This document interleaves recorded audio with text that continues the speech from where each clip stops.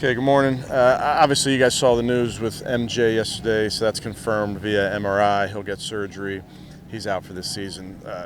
Disappointed. Obviously, injuries are the worst part about our game, but he will bounce back. I know what he's made of, and I know he's got our support. He's got his teammates' support. So, but with that, I'll take any questions. Greg obviously steps up, or continues kind of in that base defense as an outside guy, but what's sort of the mix behind him, if you could, just how do you see sort of that group? I need to work through it. I think that's the thing that we've seen certainly this season. Every season you'll have injuries at positions, and guys have to earn roles, and I think that's what training camp is about, really figuring that out. Obviously, Cam Mitchell, I would think, would be in that mix. Mm-hmm. What have you seen from him in his couple of years? Yeah, Cam's always done a nice job. He's productive when he's out there. I think he's ball aware, very intelligent player, even though where'd he go to college? You remember? Northwest? You might have two of those out there. Who? Greg. Oh, Greg, and yeah. Scott's happy. We talked about this a little bit yesterday with Martin, but he was really determined to have that bounce back season. Yeah. We talked about doing all this little I know. everything Yeah, that he was tough. doing makes it even tougher. Tough. Yeah, I mean, I don't know, Mary Kay. It's hard any which way. I mean, these guys put so much into this game, physically, mentally, emotionally, and it's an injury like that. It's just I don't want to see any of our players ever in that position. It's tough, tough to see. Having said that, I know what this kid's made of. Yesterday was a lot, and he's sore today, and it's going to be tough. But I know what he's made of. Did you get a chance to talk to MJ? I did. Yeah, I talked to him yesterday and today. Yeah, he's hurting. I don't think he missed any practices, but do you know, was he complaining of a calf strain at all this camp? No.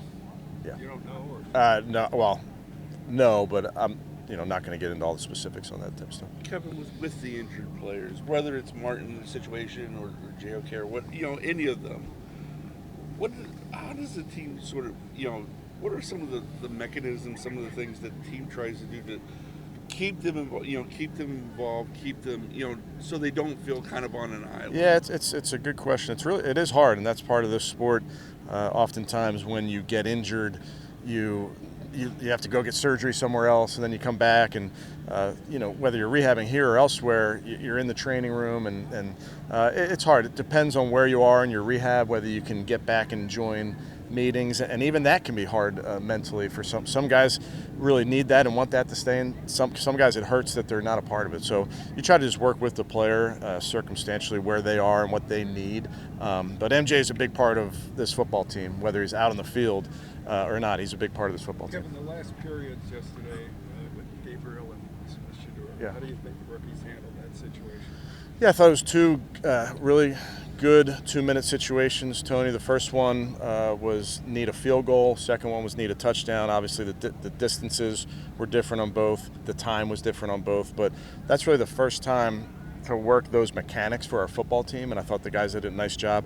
That Mayday field goal was not planned. That just happened, and I give credit to Bubba and the entire group in having the awareness that was coming. So we talk a lot of times as a team that we have to have shared situational awareness. We can't just have one coach or one player. Everybody has to be on top of it. So Bubba did what he's supposed to do, made a Mayday field goal alert before that play, and it ended up being a sack, and we executed the play. Why didn't they kick the field goal? It wasn't their day to kick. They kicked the day before. Kevin, can you talk about, before you even get started, 3 key defensive players you don't have this year with JOK, Hicks, and now MJ? Can you talk about adjusting to that? Yeah, listen, like I've said before, I don't want to lose any of our guys for any reason, but it's the nature of our game is that guys get injured, and then it's an opportunity for other guys to step up, and we've seen that over the course of time.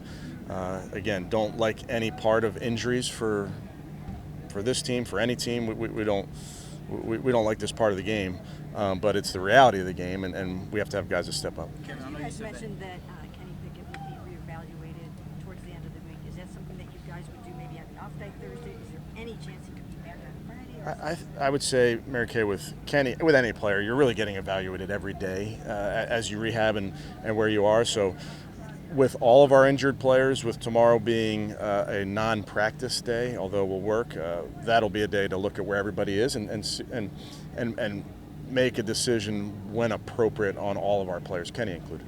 Just curious, I know earlier in the offseason workout program, you guys said that Nick Needham was playing safety, but he has a lot of experience in the nickel.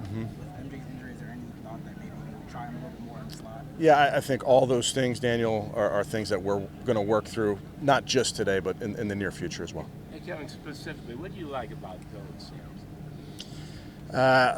Yeah, first of all, he's very mature, even though for his age. I don't think he's yet 21. I think he's our only player that's not yet 21. But he's very mature, very intelligent, and then he's a productive player when the ball's in his hands. He turned on the tape. He's making plays in a really good conference as well. So like where he is, another player that we're seeing what he can do, see what he's capable of, but really has the right makeup. Kevin, is it fair to say, because Shador hasn't gotten any reps with the ones, you know, he's getting some of the twos now, but is it fair to say as you're trying to get this quarterback situation narrowed down here, you get deeper into camp, that he hasn't gotten reps now, he probably won't get any? Yeah, I'm not going to get into specifics on the players and you know where they're getting reps and those type of things. He's working extremely hard, like all those guys are. We're still not yet through the installation schedule. We're still just introducing 2-minute yesterday. We'll introduce some different distances today, situationally. So I wouldn't really think much past that. What's the comfort level with Jerome Ford, and how nice is that to have when you have the uncertainty with the quick shot situation? Jerome has really played well for us. He's a guy that has the home run ability at any moment's notice with his speed. I think he's gotten better over the course of his career in a bunch of different areas, and including blitz pickup, the pass game, those type of things. So glad that he's getting healthier, and we're going to start seeing more and more of him in practice. But he's a guy that we've won with, that we've played well with, so we have a lot of confidence in Jerome. Kevin, running receivers and running backs in and out almost every play. I think you've always done it. What is just the thought process? Yeah, I think you want to. It's part conditioning. There's a lot that goes into it. But number one, we're in training camp, so we want to acclimate our bodies to getting ready for a season. I think there's a lot of communication that has to take place when you're going in and out of the huddle, and that's the premium if you want to operate successfully and efficiently as an offense. Is you have to know who's in and who's out. So really training those guys to be very communicative when they're coming on and off the field.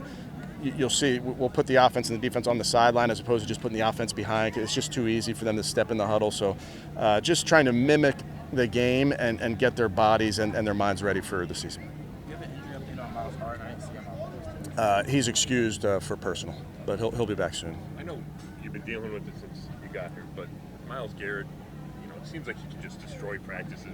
Right, he had a good day yesterday. He's always in the backfield. Like, do you have to and you talked yesterday about guys pulling off, but do you have to manage Yes. exactly how much he can do so it doesn't ruin everything? Yeah, one of Myles Garrett's least favorite moments is in practice when I don't call a sack. Because we're in a 2-minute, and if you're always going to call a sack with Myles, you won't get much work in that 2 minutes. So I did call one sack there when we got the Mayday field goal, like Tony was mentioning earlier. But there are going to be times where you let them play because we need to see it. So Myles, I've seen in practice settings versus really good tackles when we practice against other teams, I've seen him ruin the day for other teams. So I really appreciate that when that happens. But in the meantime, when it's Browns versus Browns, you just hope that I know this. Great players make other players great by how they practice hard, and Myles is making our team great with how he practices. And then when we go against other teams, he gets to ruin their day. How do you think DeWand is handling that challenge so far?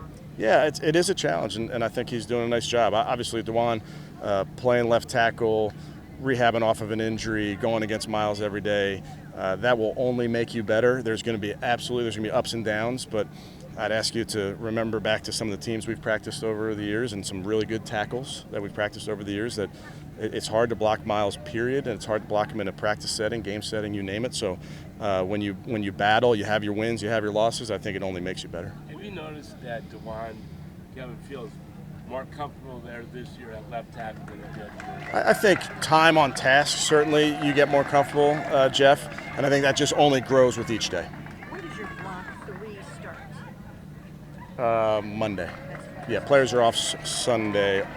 We'll start Monday, and then we travel, I believe, to Charlotte on Tuesday. Did you get everything you wanted to accomplish in block 2? Kenny's not here. Well, we're not done just yet. So we still got today, tomorrow, the next Friday, Saturday. We'll be in pads all of these days, Mary Kay, so this is a big part of training camp. Kevin, when undrafted, when Judd Judkins was drafted, there's use of the word bell cow, meaning workhorse guy. Yeah.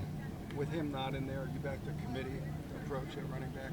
I think that's probably premature for me to say anything, with what it's going to be like. It's hard to say at this point, Tony. So just based on who's available to us, that's how we'll construct the plan. What did you like about that? The new running back you signed earlier this week. Yeah, guy who's been in different situations. We know he's intelligent, tough runner. So just knew that he's another guy to add to the mix. How do you feel about Deontay Johnson so far? He's looked pretty good. Yeah, I think like Deontay, is like anybody else. He's doing a nice job of picking things up and trying to stack every single day. He's got the right attitude, so just getting better every day, I think, has been evident. Has anybody returned to practice that hasn't been sideline? Probably, but I don't know off the top of my head. Tony Brown, Tim Jenkins, Mike Woods.